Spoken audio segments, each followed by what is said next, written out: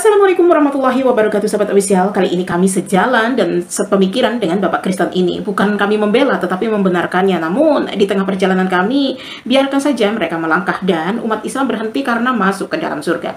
Simak konten menarik berikut ini ya. Satu hal yang harus kita ingat, kasih Allah itu besar, tapi keadilannya juga nyata. Neraka bukan hoax, itu tempat yang real dan gak ada tombol keluar setelah masuk ke sana.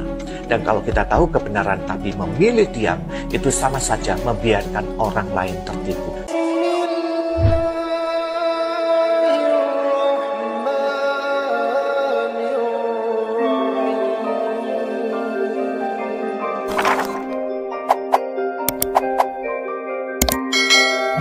Langsung saja ya Pak Pendeta, sampaikan saja keluhannya. Kami dan umat yang lain pastinya ikut menyimak pemaparan Anda dan akan memberi komentar di bawah kolom video ini. Pernah lihat video viral soal hari pertama di neraka? Isinya lucu katanya, visualnya keren, naratornya ramah, bahkan ada kolam rebus dosa yang katanya hangat dan nyaman. Sekilas seperti parodi, dan inilah gambaran dunia sekarang. Betapa manusia semakin gak takut dan hormat sama Tuhan. Zaman sekarang, neraka bukan lagi dianggap serius. Yang dulu jadi peringatan, sekarang dijadikan konten lucu. Bahkan banyak yang nonton sambil ngakak, kasih komentar, lalu bagikan ke teman-teman. Keren juga ya neraka, estetik banget. Kira-kira begitulah gaya pikir generasi sekarang ini. Padahal Alkitab gak pernah gambarkan neraka sebagai tempat lucu. Yesus sendiri bilang itu tempat penuh penderitaan, ratapan dan kertak gigi. Matius 13 ayat 42. Tapi sekarang neraka dikemas seperti taman hiburan. Yang bahaya, makin lama makin banyak orang percaya kalau neraka itu cuma mitos atau sekedar cerita zaman dulu, atau lebih parah lagi, itu tempat untuk menakut-nakuti orang. Betul sekali Pak Pendeta, kami juga sangat setuju. Orang-orang Islam yang bermain neraka-nerakaan seperti ini, tidak ubahnya mereka seperti bocil yang tidak mengerti dan tidak menghormati agamanya sendiri, baik itu Yahudi, Kristen maupun Islam. Bagi umat Islam yang ingin melakukan hal seperti ini, sebaiknya janganlah ya, karena kelak Allah akan bertanya kepada kita bahwa inilah neraka yang dulunya kamu jadikan candaan.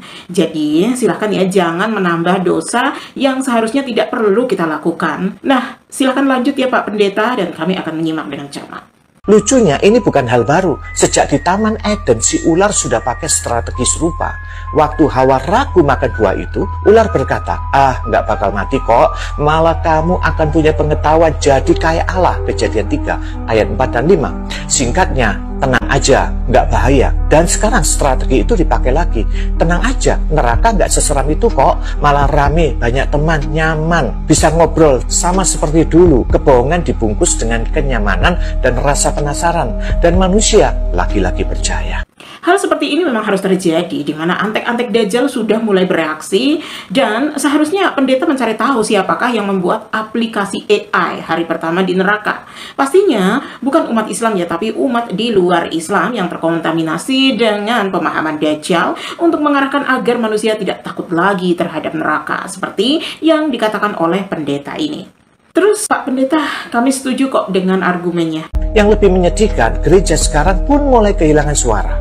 Makin jarang kita dengar khotbah tentang kekudusan, tentang dosa, tentang penghakiman, apalagi tentang neraka. Seolah-olah itu semua terlalu keras, nggak relevan, atau bisa bikin jemaat kabur.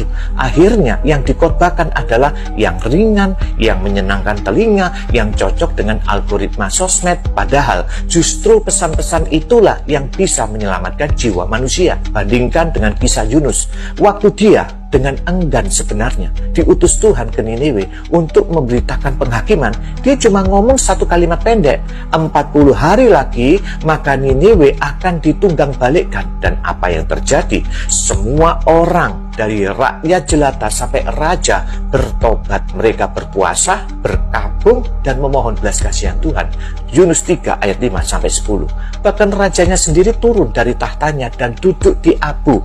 Bayangkan, satu pesan keras, satu kota bertobat. Tapi hari ini kita khawatir kalau khotbah terlalu keras, nanti jemaat unfollow, nggak datang lagi, dan mereka akan stop transfer persembahan. Jadi jangan heran kalau generasi sekarang lebih takut ditolak manusia daripada ditolak Tuhan. Karena di gereja pun mereka jarang sekali dengar bahwa bahwa Allah itu bukan cuma kasih, tapi juga adil. Bahwa surga dan neraka bukan simbol, tapi kenyataan. Dan kalau mimbar sudah mulai bungkam soal kebenaran yang tidak nyaman, iblis nggak perlu bekerja keras. Dia hanya tinggal tunggu. Inilah yang dulu pernah ditulis oleh Rasul Paulus, bahwa di akhir zaman akan muncul banyak pengejek. Mereka akan menertawakan segala sesuatu tentang akhir zaman, termasuk penghakiman. 2 Petrus 3 ayat 3. Dan sekarang kita melihatnya jelas, neraka jadi bahan canda. Nah, inilah yang kami tidak setuju ya sahabat official, karena mengikuti ajaran Paulus sama dengan masuk ke dalam neraka. Kalau pendeta ini mau tetap terus melangkah dan masuk ke dalam neraka, ya silakan mengikuti jejak Paulus. Sebab orang-orang yang membuat aplikasi AI tentang neraka ini sudah pasti bukan muslim. Sebab itu kebenaran mulai tampak dan dampaknya gereja malah semakin sepi sehingga tidak ada jemaatnya. Artinya itu ada yang salah Pak Pendeta, karena kita bisa menilai banyak para pendeta berebut hanya demi persepuluhan. Bahkan pendeta yang nampak suci saat berkhotbah dan berdoa dengan dipenuhi Roh Kudus pun dengan terseduh-seduh ternyata malah jago selingkuh dan istrinya ada 4. Semua fakta yang kami komentari, kalian bisa simak videonya di sini ya. Itulah yang menjadi penyebab sepinya gereja sahabat official. Coba Pak Pendeta cek-recek ya. Beragama apa dan siapakah yang membuat aplikasi AI tentang neraka ini? Sudah pasti bukan muslim, tetapi antek-antek dajjal untuk menghancurkan akidah umat Islam. Bukankah begitu, sahabat official? Bagaimana pendapat kalian? Silahkan tulis di kolom komentar ya. Inilah yang dulu pernah ditulis oleh Rasul Paulus, bahwa di akhir zaman akan muncul banyak pengejek.